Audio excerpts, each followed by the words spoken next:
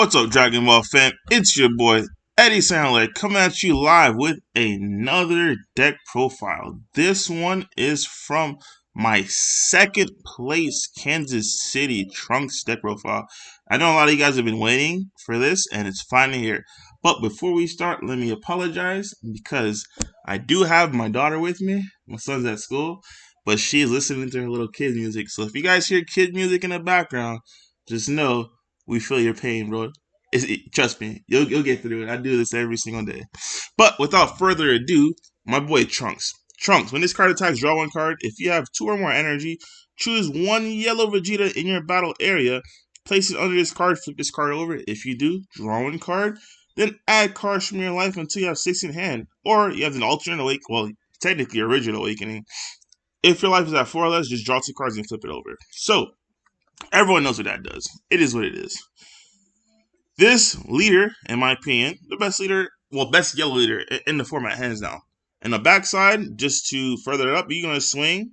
I'm going to go more into detail on a Patreon video. This is just a quick glance and overview. So I know a lot of people have been DMing me, asking me questions on why I have certain ratios and like, how does it work? Because, for instance, there's only 5 extra cards. So how do you get that to just trigger off and stuff like that? So I'm going to do my best to help you guys out from here. But like, if you guys want a really descriptive, detailed, like play-by-play versus every single matchup, what do you do, what do you side out, make sure to check out that on PPG Patreon and show some love over there in that PPG Patreon Discord itself. So on the awaken side, when you swing, draw a card. I'm gonna give you a cool interaction, right? This is what I do for the Patreon guys. I really go into depth, and this is an example of in depth. When you swing, always ask your opponent for a response, because reason being is if they respond, they misplay, and it's like once you attack with your leader, it opens up counter window 1. So let's say they play the Resolve Your Need Vegeta. You could just, okay, cool, just draw a card. But right then and there, you can bait some cards out from your opponent that they normally wouldn't have used. So always make sure to understand your counter windows, and then always ask your opponent, regardless if you're going to give them a response or not, do they have a response in the appropriate counter window 1 and counter window 2. It's things like that that'll get you far in this game. So one of the best effects in this game, in my opinion, is why I tell you it's the best yellow leader in the format. It draws 2 pretty much every single one of your turns. You draw 2. Like, I don't know what to tell you. Technically, you draw 3, because you'll attack, you'll draw, and then you'll evolve and you'll draw 2 more. It's busted, dude. Like, I don't know what to tell you. But the effect that's super, super busted is the activate battle. Place 1 card from under this card is going to be the Vegeta. That's the only card you can currently place under it.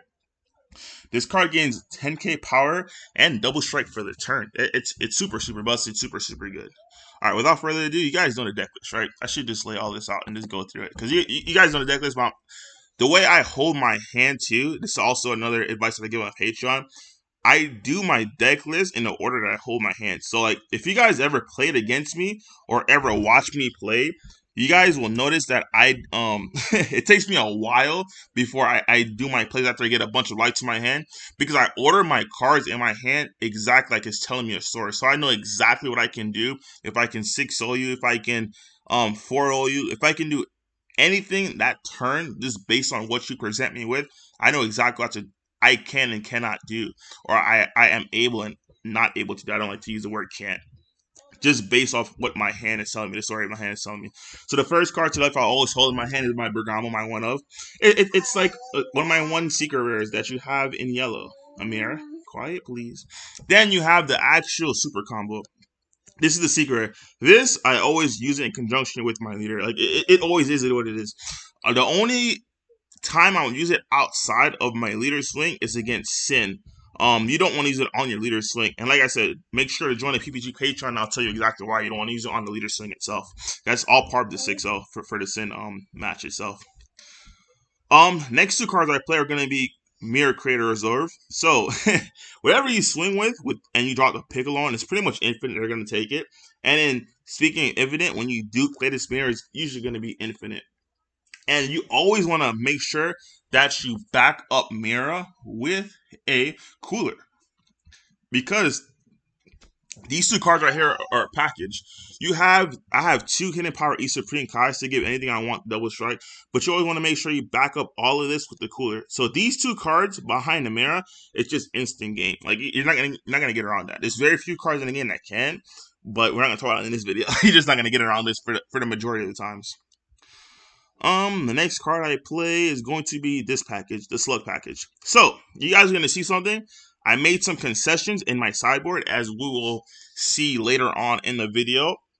Reason being, because I thought players were on the, man. I love Dragon Ball, but there's things I don't love about Dragon Ball, right? One of the examples I love about Dragon Ball is that the community base, it's fun as hell, but like, dude, the one thing I really dislike about Dragon Ball is that players don't really play meta decks. Like, players play their. Let me rephrase that. Players play meta decks, but players would rather play their favorite decks versus the meta deck. You see what I'm saying? Like, realistically speaking, this format is hands down a red format. Now they're gonna say, Eddie, you're tripping, dude. Two SS3s just won both of the Zenkai format series. Yes, correct. But realistically speaking, that means nothing. I'm not gonna lie to you. Like, I'm not gonna be biased. It's gonna be nothing. I play yellow currently, and I'm switching to red because if players don't want to play red and do it, I guess I'll just do it for them. I'm telling you, this is a red format, 100% hands down. The way it's supposed to work is that Sin is supposed to knock out all of the stuff that's like just jank. If you're just playing jank and not meta, Sin is gonna eliminate you. Followed up by Gogeta is going to start eliminating all the meta decks, including Sin, and it's going to be annoying when we just have a Gogeta mirror match face off, just going off. But back to the deck profile. This Slug itself removes just those threats. Period. Like I don't know what to tell you.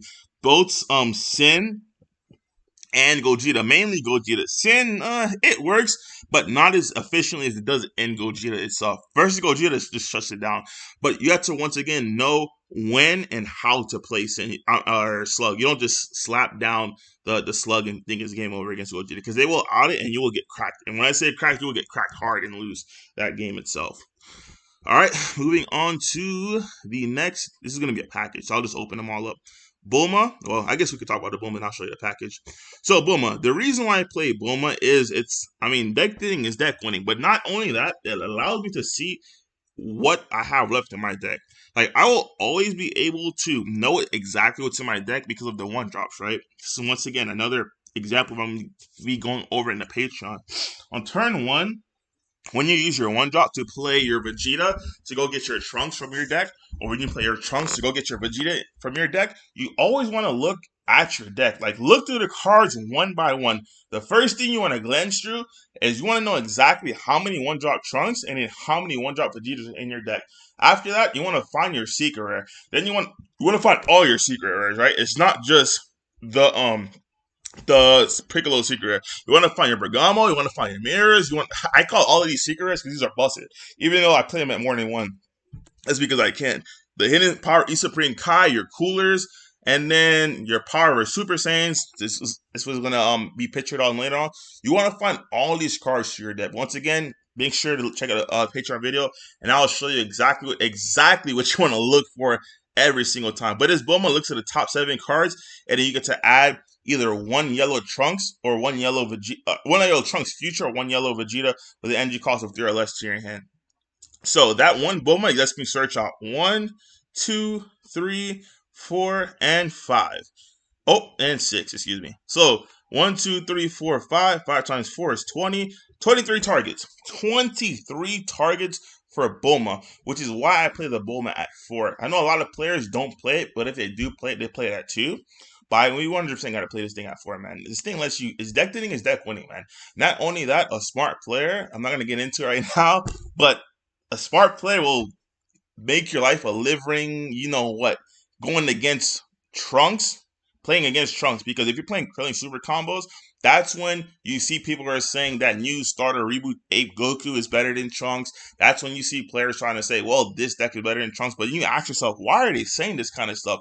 Because it's a strategy they will use against you, which once again I will go over in the Patreon. This is why I play this build, because this build is not susceptible to those stall out strategies, and you really combat it. Like it's really, really powerful. So this card right here. So a lot of people know what this card does. This card is one of the TP cards. It was bulk, and I think I played this and went to like 15, 20, maybe it's set around 10 or 15. I don't know how much it is, but this card is really good. This card pretty much provides me another avenue of aggression with Trunks, right? Because usually what happens is you swing with your leader and the game just goes on until forever, right? But I don't want to do that. I want to swing with everything I have on board. I want to swing with leader. I want to swing with my 19k, but I don't want you to swing at my 19k. So how do I stop that? A lot of players will swing at the Trunks. The only deck that can efficiently swing at the Trunks without losing a step would probably be Gamma, because Gamma, their first swing with the Android 17 and 18 unison will put him at 20. So realistically speaking, you would have to combo this to 1. So you combo this to Vegeta, which is searchable by your Bulma, and it restands. So now everything else is directed at your leader. Another deck, for example, will be anything running like the Red U7 Gohan, the Frieza, stuff like that, stuff like that. I'm not gonna get too deep into it in this format. Just a brief overglance on this one. Then your targets. Your one drops, you always want to max out your one drops. Because yes, even though you run the 4 Bulmas, you don't want to just rely on the Bulmas grabbing your one drops. Realistically speaking, in a format that we have right now, which is in my opinion, it should be just red dominant. It's Gogeta and it's Sin. You want to be able to find your super combos. Because without your super combos, you're gonna have super problems in this game, and it's not gonna be fun. Then your evolve targets. We're gonna run 4 evolve targets. These guys just sit and straight at you, draw 3 cards a turn, because you swing with your leader, you draw 1, and then you evolve, you draw 2. Regardless, whether these guys get counterplayed or not, you'll still be able to draw, because it's a cost to draw with these two. A cost to draw with these two. Once again, it's a cost to draw with these two. So another example of what I'm gonna show you in the Patreon. Slug also shuts out the mirror match because you cannot evolve. Yeah, it's super busted. So these cards play math forward, super needed. This is one of the biggest difference too, where I'll go into the Patreon, where I think this is better than the Reboot Starter Goku, because the ape that comes in the Reboot Starter Goku doesn't ignore barrier, where Vegeta does. But not only does it not ignore barrier, it's super susceptible. Like, yes, you can, if you KO it by effect, it'll come back into play. The ape I'm referring to, it'll bring back that 3-drop from play, or any childhood Goku from play. But really speaking, I don't care about that. I just want to be able to play a guy and KO something, ignore a barrier. Because again, Sin, this is one of the best decks in the format, in my opinion. Yeah, if it has barrier, what are you doing with that ape? You're not doing anything, because it doesn't ignore barrier. Or Vegeta, they can't interact with it, and you just swing, and it's like, okay, cool, poof, you pop it. Where, okay, cool. The other one is, the other ape itself is susceptible to Yamcha counterplays. It's susceptible to a lot of stuff, but she isn't really susceptible to anything. The only thing you're really susceptible to is green. But if you're playing green in this format, I'm just gonna feel like that. Next card. I believe this is my last battle card. Is gonna be the 4 Mecha Frieza Robotic Repulse. Literally, single-handedly, the only reason why I play this card is because of Sin.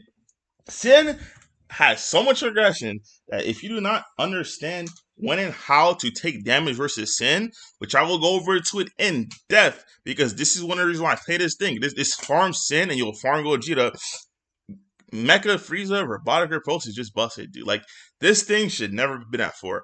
This is the only floodgate, to my knowledge, that you tap 1 for, and that's the only cost you have. Like, you don't need to discard anything. You don't need to tap multiple cards. You can literally just tap 1 and floodgate your opponent. This is super snap. And even if this does get answered, unless it's a counter, yes, you won't get the floodgate effect. When I say floodgate effect, I'm referring to the auto, which makes your opponent rest a active card, in active mode, unless it's the unison swing. That's what I'm referring to when I say floodgate effect. Unless it's a counter negating this, the negate attack will still go through, which is super busted.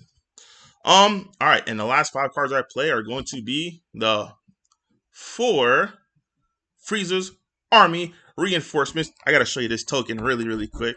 This is super funny. Shout out to my boy. I gotta show him out. I'm gonna get these bad boys in pretty soon, but I gotta show you this really quick, because this is completely insane. Shout out to you, Billy Brown. He's gonna ship me these sweet tokens coming in. So huge shout out to my boy. So I will be playing with these tokens. It's gonna be fresh. Shout out to him. He's my boy, man. I just had to show off your work, bro. Good looks. Good looks on that one. Going back to deck profile. My bad. I got off track. And then I'm going to be playing 1 Power of a Super Saiyan. So another example of what I'm gonna break down in the Patreon video itself. A lot of players are like, bro, how in the world do you turn on repose super easily, right? But in this deck itself, it wasn't really super easy. I just had to be the better player, and make myself go to a certain point where these were live.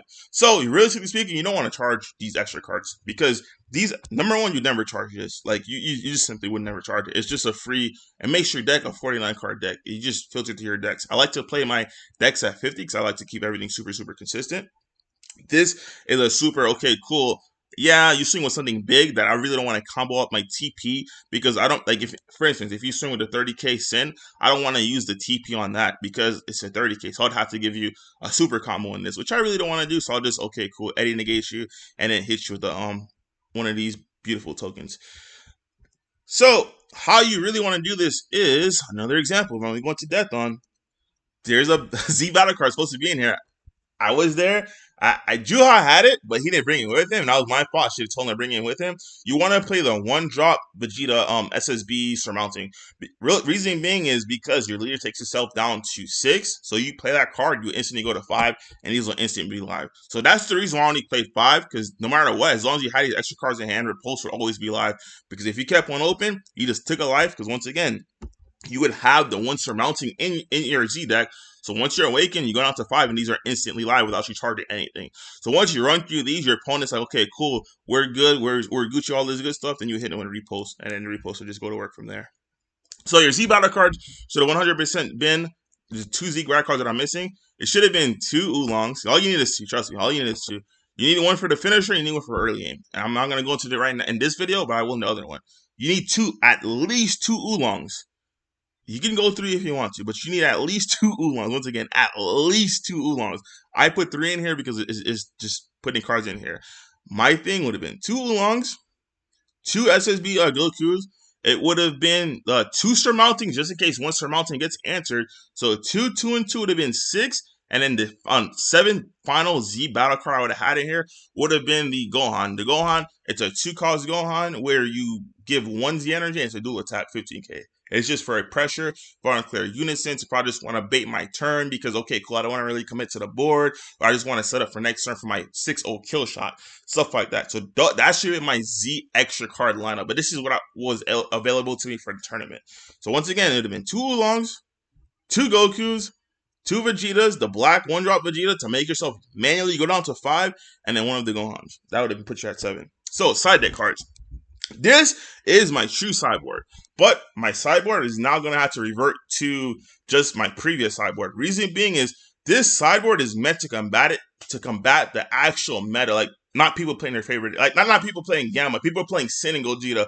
Reason being is because top-notch players will understand when and how to take out Slug.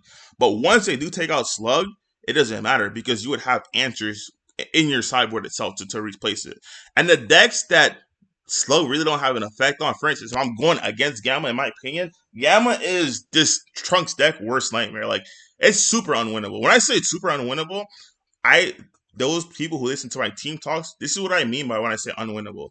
If Eddie St. Hilaire version A was playing Trunks, and then Eddie St. Hilaire version B was playing Gamma, Eddie St. Hilaire version B playing Gamma would beat the Eddie St. Hilaire version A 9 to 10 out of 10 times. To me, that's unwinnable. That's super unfavorable if that's the better turn that people like to see. I just like to say unwinnable because I like to get straight to the point. I don't like to sugarcoat stuff. I don't want anyone to ever say, hey, I'm misleading someone. When I say it's unwinnable, trust me, the matchup is going to feel like you never want to play the game again. So I'm just going to say unwinnable to prevent you from feeling that type of way. It just sucks, man. It literally sucks. Even though I did 2-0, I played 2 Gammas and I beat both of those Gamma players. If I was playing myself, I would have slaughtered myself. If I was the Gamma player, the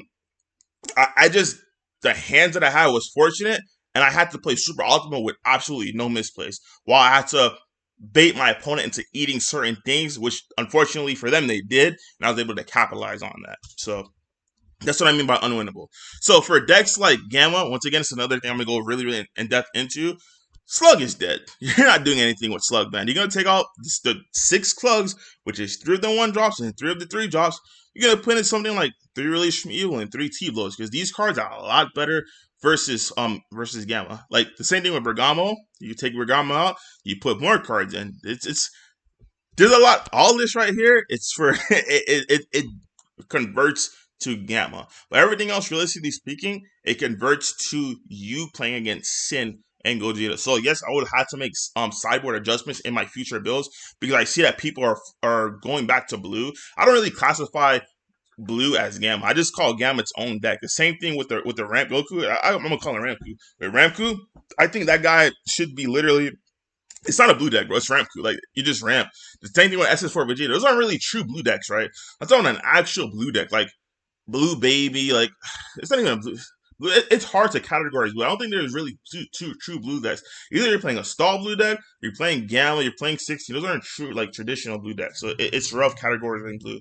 But without further ado, once again, this is the deck profile. Hopefully, I cleared up some answers for you guys.